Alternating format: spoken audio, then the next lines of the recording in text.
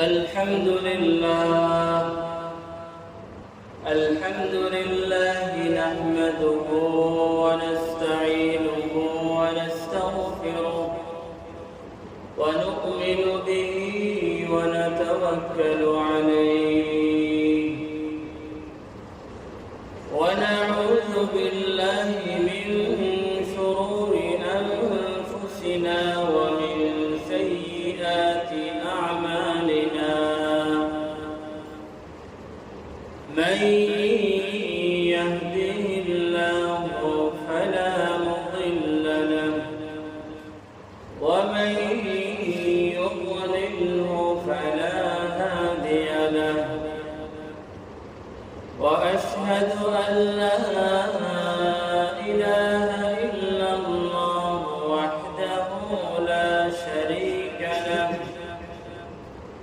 وأشهد أن سيدنا وحبيبنا وحبيب ربنا وشفيعنا وسندنا ومولانا محمدا عبده ورسوله أرسله الله تعالى بالحق إلى الناس كافة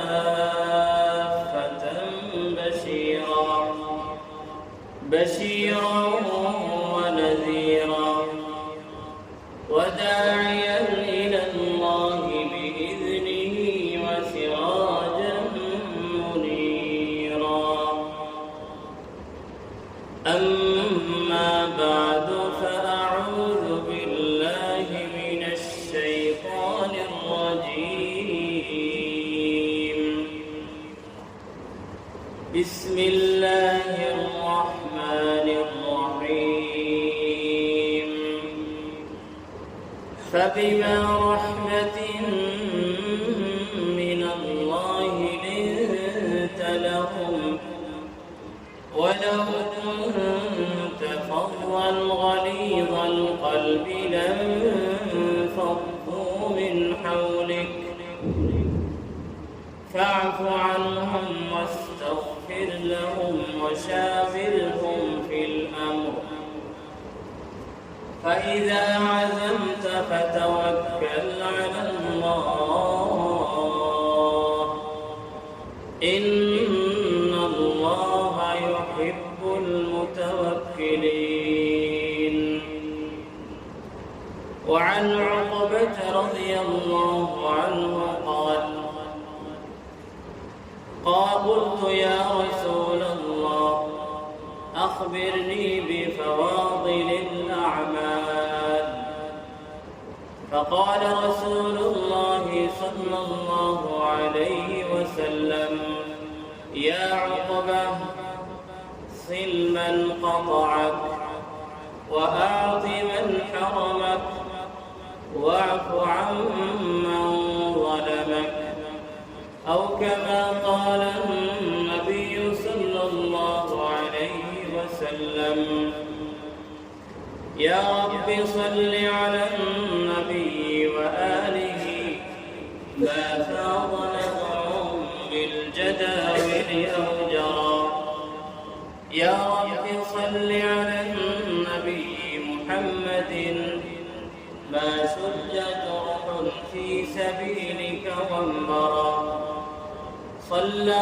عليك الله يا خير الورى تعداد حبات الرمال وأكثرا صلى عليك الله ما غيث حما فوق السهول وبالجبال وبالقرى صلوا على المختار أحمد إنه أزكى الأنام وخير من وطئ السرى بارك الله لي ولكم في القرآن العظيم ونفعني وإياكم بالآيات والذكر الحكيم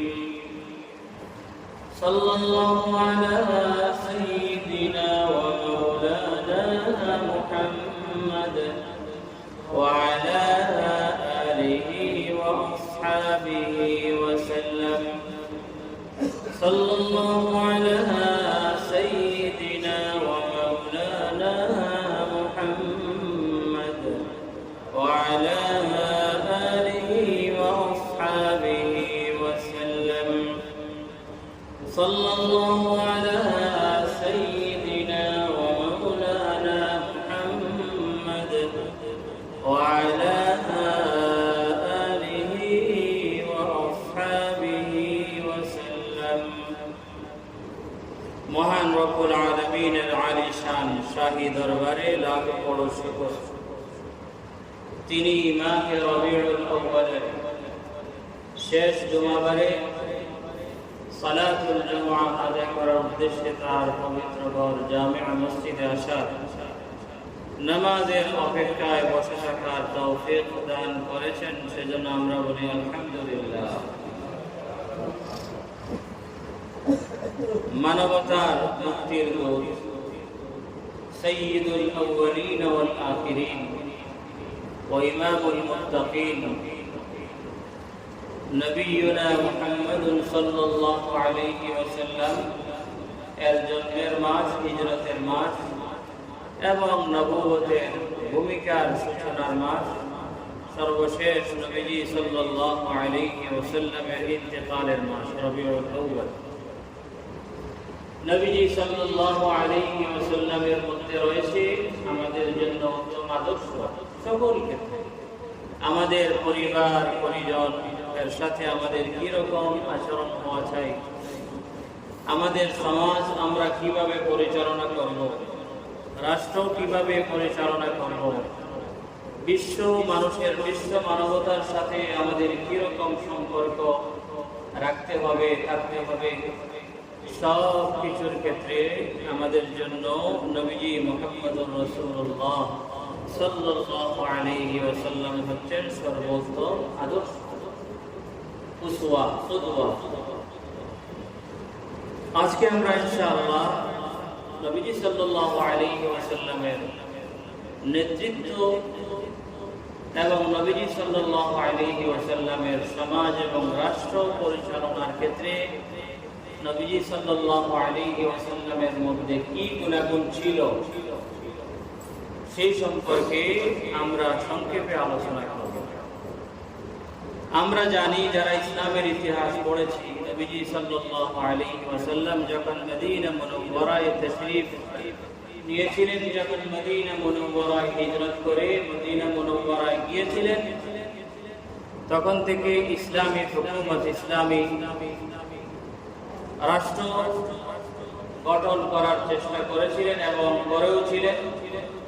নবীজি সাল্লাল্লাহু আলাইহি ওয়াসাল্লামের মধ্যে সেক্ষেত্রে আমাদের জন্য উত্তম আদর্শ রয়েছে।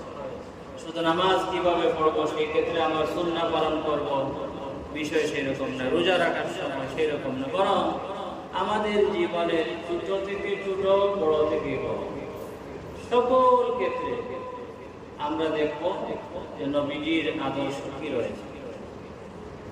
এতে কি হবে, আমরা ইহকাল এই জগতেও আমরা সফল হব আর পরকালেও সফল হব। নামাজের ক্ষেত্রে যেরকম নবীজির সুন্নাহ, নবীজির তরিকা অবলম্বন আমরা করতে আমরা অনেক সচেষ্ট, তদ্রূপ পরিবার, ব্যক্তি জীবন, পরিবার জীবন থেকে শুরু করে একেবারে রাষ্ট্রীয় জীবন, এমনকি আন্তর্জাতিক বিষয়গুলির মধ্যেও যদি আমরা নবীজি সাল্লাল্লাহু আলাইহি ওয়াসাল্লামের অনুসরণ করি, অনুকরণ করি, তাহলে আমাদের একগুলি শিকার হবে, দুনিয়াও পাবো, আখিরাতও পাবো। আর দুনিয়ার বিভিন্ন দর্শন, বিভিন্ন নীতিমালা, বিভিন্ন ইজম, এগুলি যদি আমরা অবলম্বন করে যদি আমরা সফল হই দুনিয়াতে, কিন্তু এগুলার বিনিময়ে আমরা আখিরাতে তেমন কিছু পাবো না। সুতরাং নবীজির সুন্নাহ, নবীজির আদর্শ অনুসরণে আমরা দুনিয়ার যে কোনো কাজ যদি করি তখন দুনিয়াও পাবো, আর এর মাধ্যমে আমরা আখিরাতেরও সুখ শান্তি আমরা পাবো, জান্নাতে যাওয়ার পথ আমাদের জন্য সহজ হবে।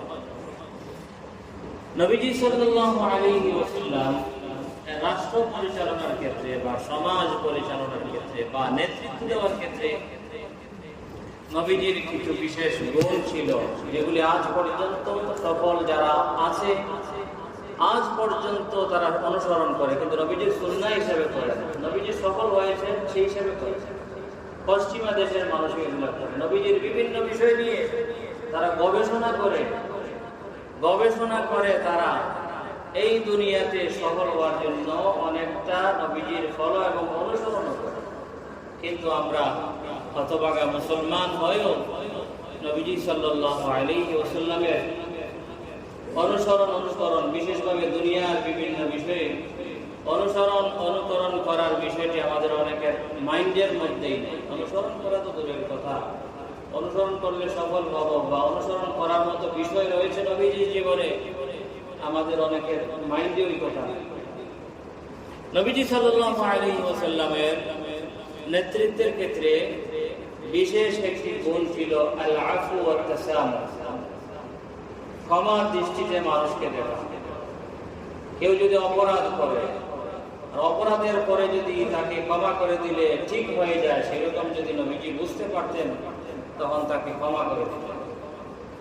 কারণ কি, জুলুমের বদলে জুলুম, সুযোগ পেলেই অন্যকে চাপা দিয়ে রাখা, এটা এমন এক জিনিস যে কোনো জিনিসকে কিন্তু চাপা দিয়ে রাখা যায় না।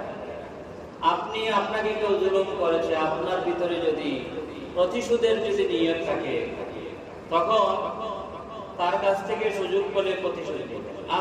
সে আবার আপনার জুলুমের শিকার হবে, সেও কিন্তু প্রতিশোধের ইচ্ছায় সে হাঁটবে, শুধু চলবেই। আমি জুলুমের শিকার হয়েছি, কিন্তু এই মুহূর্তে আমি পারছি না প্রতিশোধ নেওয়ার, কিন্তু আমার ভিতরে কিন্তু আগুন দাউ দাউ করে আগুন জ্বলছে, যে সুযোগ পেলে তাকে দেখাবো। যখনই সুযোগ পেয়েছি তার থেকে প্রতিশোধ নিয়েছি, তখন আবার তার ভিতরে কথা আসছে, এখন আমি দুর্বল, এখন আমি অসহায়, পারছি না, সুযোগ পেলে তাকে দেখাবো। সে আবার যখন সুযোগ পাইল তখন তাকে দেখালো।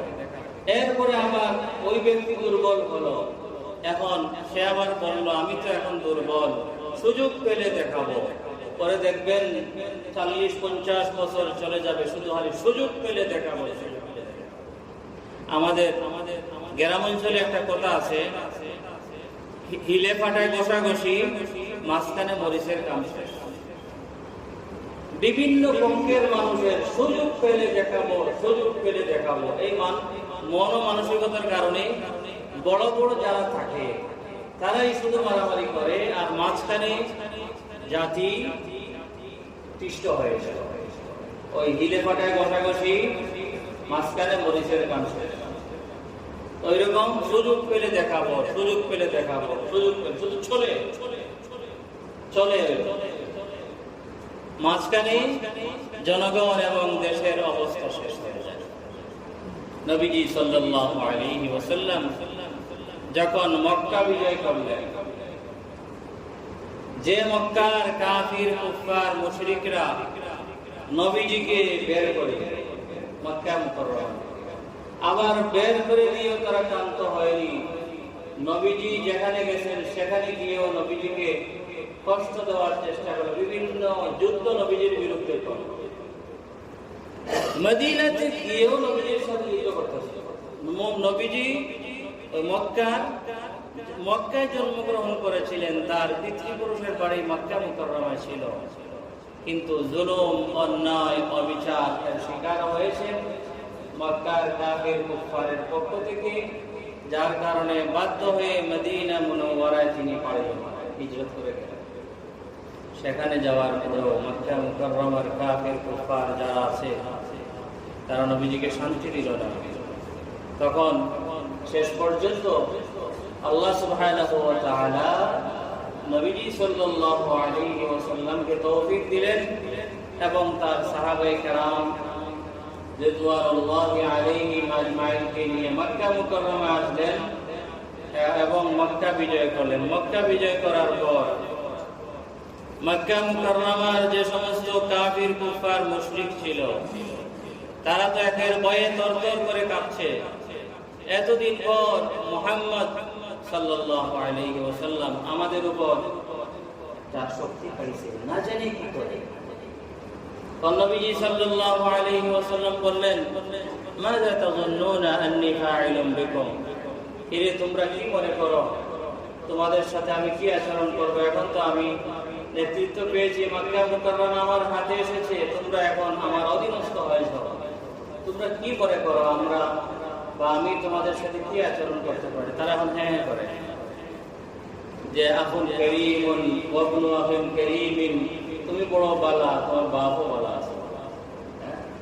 বাপ শ্রদ্ধা আগে তো নবীজি সাল্লাল্লাহু আলাইহি ওয়াসাল্লামের বিরুদ্ধে যুদ্ধ করছে, এখন যখন নবীজির হাতে চলে আসছে, তুমিও ভালো, তোমার বাবাও ভালো, তোমার বংশের সবাই ভালো, তুমি ভালো মানুষের ঘরের ভালো মানুষ। তখন নবীজি সাল্লাল্লাহু আলাইহি ওয়াসাল্লাম বললেন, আনা আকুলু লাকুম মা ক্বালা ইউসুফ আলাইহিস সালাম লিইখওয়ানিহি, আমি তোমাদেরকে সেই কথাই বলবো যে কথা হযরত ইউসুফ আলাইহিস সালাম তার ভাই বেরাদরকে বলেছিলেন। ইউসুফ আলাইহিস সালামের বিরুদ্ধে তার ভাই বেরাদর কত ষড়যন্ত্র করেছিল, কিন্তু ইউসুফ আলাইহিস সালাম যখন সুযোগ পেয়েছিলেন তখন তাদেরকে কোনো কষ্ট দেননি। বলেছেন, লা তাসরিবা আলাইকুমুল ইয়াওম ইয়াগফিরুল্লাহ, আজকের দিন আমি তোমাদের কোনো নিন্দা করব না, আল্লাহ তোমাদেরকে সবাইকে মাফ করে দিন। তো নবীজি সাল্লাল্লাহু আলাইহি ওয়াসাল্লাম নির্দিষ্ট 5-6 জন ছাড়া আর বাকি সবাইকে মাফ করে দিলেন। আন ইযহাবু আনতুম তুলাকা, যাও হে মক্কার বাসিন্দারা, তোমরা যাও, তোমরা আজকে সবাই আমার থেকে মুক্ত, আমি তোমাদেরকে কিছু করব না। বেশি বড় ধরনের সার্কাস এবং দুষ্ট প্রকৃতির 5-6 জন ছিল, যাদের বেলায় নবীজি সাল্লাল্লাহু আলাইহি ওয়াসাল্লাম জানতে পেরেছিলেন যে ওদেরকে মাফ করে দিলে আরো রিঅ্যাকশন হবে। তাছাড়া মক্কার সবাইকে মাফ করে দিলেন। ইযহাবু ফাআনতুম তুলাকা ইন্নী আকুলু লাকুম মা ক্বালা ইউসুফ আলাইহিস সালাম লা তাসরিবা আলাইকুম আল-ইয়াওম। সুতরাং নবীজি সাল্লাল্লাহু আলাইহি ওয়াসাল্লাম তাদেরকে মাফ করলেন। তারপর ওই দিন থেকে মক্কাবাসীরা দলে দলে মুসলমান হওয়া শুরু করল, দলে দলে ইসলামের মধ্যে প্রবেশ করা শুরু করল। সুতরাং নবীজি সাল্লাল্লাহু আলাইহি ওয়াসাল্লামের নেতৃত্ব এবং পরিচালনার ক্ষেত্রে যে সমস্ত গুণ ছিল, তার থেকে একটি গুণ হচ্ছে আল আফু ওয়াত তাসামুহ। আল্লাহ সুবহানাহু ওয়া তাআলা নবীজি সম্পর্কে বলেছেন, فبما رحمة من الله لنت لهم ولو كنت فظا غليظ القلب لانفضوا من حولك فاعف عنهم, আপনি তাদেরকে মাফ করে দিন, আপনি তাদেরকে মাফ করে দিন। সুতরাং আল আফু ওয়াত তাসামুহ, সুযোগ পেলেই মানুষকে আপনি ছোট মনে করবেন, সুযোগ পেলেই মানুষের কাছ থেকে প্রতিশোধ নেবেন, এরকম মনোভাব যদি থাকে, শুধু চলবেই চলবে, দেশও শান্তি হবে না, দশও শান্তি হবে না, এরকম ছেড়ে। সুতরাং মানুষ চিনে, মানুষ বুঝে, যাদেরকে ক্ষমা করে দেওয়ার তাদেরকে ক্ষমা করে দেওয়া, যাদেরকে ক্ষমা করে দিলে আরো মাথায় উঠবে তাদের বেলায় তাদেরকে বিচারের সম্মুখীন করে দিবে। 2 নম্বর হচ্ছে আল মাসউলিয়া, জবাবদিহিতা। আমি একজন নেতা, আমি একজন বড় জন, আমি যাই ইচ্ছা তাই করব, আমার আবার জবাব দেওয়ার, কারো কাছে জবাব দিতে হবে না। এইরকম মনোভাব খুব খারাপ। ওইরকম মনোভাব মানুষের ভিতরে খুব জমায়, মানুষের ভিতরে রাগ জমায়, এক পর্যায়ে ওই রাগ ক্রোধ বিস্ফোরণ করে। সুতরাং নবীজির মধ্যে 2 রকম গুণ ছিল, যে জবাবদিহিতা। নবীজি একজন নবীজি হওয়া সত্ত্বেও, সবকিছু আল্লাহর পক্ষ থেকে হওয়া সত্ত্বেও, দুনিয়ার বিভিন্ন বিষয়ে এবং পরিচালনার ক্ষেত্রে নবীজির ভিতরে এই বিষয়টি ছিল। হযরত উসাইদ রাদিয়াল্লাহু তাআলা এর ঘটনা আবু দাউদ শরীফের মধ্যে আছে। উনি খুব ফুর্তির মানুষ ছিলেন, খুব রসিকতা করতেন। একবার সাহাবায়ে কেরামকে নিয়ে বসেছেন, খুব ফুর্তির আলোচনা করতেছেন, সবাই হাসাহাসি করতেছেন। নবীজিও ফুর্তি করে তার হাতে একটা কাঠের টুকরা ছিল বা লাঠি ছিল, ওইটা দিয়ে তার এই কবরে একটা গোথা মেরেছে। তখন তার এই জায়গা খালি ছিল, কোনো কাপড় ছিল পেটের নিচে। নবীজি ওইরকম ফুর্তি করে গোথা মেরেছে, কিন্তু তিনি মনে করলেন একটা সুযোগ নেওয়ার দরকার, সুযোগের কথা পরে বলতেছি। তখন বললেন, ইয়া রাসূলুল্লাহ আসবিরনি, আমাকে প্রতিশোধ নেওয়ার সুযোগ দিন। আপনি আমাকে কষ্ট দিয়েছেন, আপনি আমাকে গোথা মেরেছেন, আপনি আমাকে আপনার থেকে প্রতিশোধ নেওয়ার সুযোগ করুন। একজন সাধারণ সাহাবী, আশরাফুল মাখলুকাত, সাইয়্যিদুল মুরসালিন মুহাম্মদুর রাসূলুল্লাহ সাল্লাল্লাহু আলাইহি ওয়াসাল্লামকে বলছেন, আপনি আমাকে কষ্ট দিয়েছেন, আপনি আপনার থেকে আমাকে প্রতিশোধ নেওয়ার সুযোগ করুন। আমাদের বর্তমান সমাজে এরকম কেউ কি সাহস করতে পারবে? নেতাকে এরকম বলার সাহসও করতে পারবে না। বলো তাকে ধরো, জেলে পাঠাও। তো নবীজি বললেন কি হয়েছে? ইয়া রাসূলুল্লাহ এরকম হয়েছে। তখন নবীজি সাল্লাল্লাহু আলাইহি ওয়াসাল্লাম বললেন, এই যে আমি মুহাম্মদ রাসূলুল্লাহ সাল্লাল্লাহু আলাইহি ওয়াসাল্লাম তোমার সামনে হাজির, তুমি এখন আমার থেকে প্রতিশোধ নিয়ে নাও। তুমি উসাইদ সাধারণ একজন সাহাবী, আবু বকর ওমর নয়, সাধারণ, তুমি আমার থেকে প্রতিশোধ নাও। তখন উসাইদ রাদিয়াল্লাহু তাআলা আনহু বললেন, ইয়া রাসূলুল্লাহ সাল্লাল্লাহু আলাইহি ওয়াসাল্লাম, যখন আপনি আমার গায়ে গোথা মেরেছিলেন তখন আমার গা ছিল খালি, এখন তো আপনার পরনে জামা আছে, জামা খুলিয়ে দেন, কারণ প্রতিশোধ এবং বদলা নিতে হলে সমানভাবে নিতে হবে। ইয়া রাসূলুল্লাহ, যখন আমার গায়ে আপনি গোথা মেরেছিলেন তখন আমার গায়ে কাপড় ছিল না, খালি ছিল। তখন আপনি যে বলতেছেন আপনার কাছ থেকে প্রতিশোধ দিব, প্রতিশোধ পরিপূর্ণ হতে হলে কিন্তু আমার শরীর যেরকম খালি ছিল আপনার শরীরকেও খালি করে দিতে হবে। তখন নবীজি সাল্লাল্লাহু আলাইহি ওয়াসাল্লাম তার জামা এরকম তুলিয়ে দিলেন। তখন সাহাবী সাথে সাথে দেরি না করে নবীজিকে জড়িয়ে ধরে নবীজির এই জায়গাটায় চুমু দিলেন। বললেন, ইয়া রাসূলুল্লাহ, আমি এটাই চেয়েছিলাম, আসলে আমি কষ্ট তেমন পাইনি, কিচ্ছু হয় নাই, কিন্তু মনে করলাম এর সুযোগে আমি একজন নাদানের চামড়া আপনার চামড়ার সাথে লাগবো। দেখছেন আরেকজন সাহাবী সাওয়াদ রাদিয়াল্লাহু তাআলার ঘটনা, ওইরকম নবীজি এক যুদ্ধের মধ্যে সব সোজা করতে গিয়ে তাকে লাঠি দিয়ে বলেছিল, বাবা তুমি একটু আগে কেন পিছনে যাও? তখন তিনিও বলেছেন, ইয়া রাসূলুল্লাহ আওজা'তানি, ইয়া রাসূলুল্লাহ, ইয়া রাসূলুল্লাহ, আমাকে আপনি কষ্ট দিয়েছেন, প্রতিশোধ নেওয়ার সুযোগ দেন, বদলা নেওয়ার সুযোগ দেন। তখন নবীজি এরকম বলেছিলেন, তিনি বললেন, ইয়া রাসূলুল্লাহ, আমার গা খালি ছিল, আপনার গায়ে তো কাপড়। তখন নবীজি সাল্লাল্লাহু আলাইহি ওয়াসাল্লাম গা খালি দিয়ে বললেন, তুমি এখন তোমার প্রতিশোধ নিতে পারো পরিপূর্ণভাবে, তুমি আমার কাছ থেকে বদলা নিতে যাতে তোমার কোনো সংকোচ বোধ না হয় এবং কোনো কমতি না হয়, আমি আমার গাকে খালি করে দিলাম। তখন নবীজি সাল্লাল্লাহু আলাইহি ওয়াসাল্লামের যখন পেট মুবারক বের করলেন, সাথে সাথে তিনি চুমু দিলেন, বললেন, ইয়া রাসূলুল্লাহ, আসলে আমি এটাই চেয়েছিলাম যে এক সুযোগে আপনার চামড়ার সাথে আমার চামড়া লাগুর সামনে যুদ্ধ হবে, হয়তো হতে পারে আমি মারা যাব আর শহীদ হয়ে যাব, আর আমার এই দুনিয়া থেকে শহীদ হওয়ার আগ মুহূর্তে আপনার মুবারক চামড়া, মুবারক শরীরের সাথে যাতে আমার সর্বশেষ সাক্ষাৎ হয়। সুতরাং মাসউলিয়া এবং দায়িত্ববোধ, জবাবদিহিতা একটা থাকতে হবে, কারণ যতই বড় নেতা হই না কেন আমার ভিতরে যে জবাবদিহিতা যদি না থাকে তাহলে কিন্তু আমি যেমন ইচ্ছা তেমন করবো, আর আমি যদি যেমন ইচ্ছা তেমন করি তাহলে কিন্তু মানুষের মনে কষ্ট হবে, আর মানুষের মনের কষ্ট কিন্তু অনেক বড়। এই ছোট থেকে বড় হয় এক পর্যায়ে বিরাট রূপ ধারণ করে এবং বিস্ফোরণ, যেটা আমরা, আপনারা যারা মুরব্বী আছেন তারা তো অনেক আগ থেকে দেখতেছি, আমরা যারা আছি আমরাও কিন্তু দেখতেছি এরকম। মানে এরকম নেতার ভিতরে যদি জবাবদিহিতার মনোভাব বিষয়টা যদি না থাকে, তাহলে কিন্তু তার অধীনস্থ মানুষের ভিতরে কষ্ট লাগে, আর কষ্টটি আস্তে আস্তে এক পর্যায়ে বড় হয়, বড় হওয়ার পর সব কিছু ধ্বংস হয়ে যায়। 3 নম্বর বিষয় হচ্ছে মশওয়ারা করা, পরামর্শ। নবীজি সাল্লাল্লাহু আলাইহি ওয়াসাল্লামের মানায় আলার সাথে সরাসরি সম্পর্ক ছিল। আল্লাহ সুবহানাহু ওয়া তাআলা যখন যেটির দরকার সেটি নবীজিকে বলে দিতেন।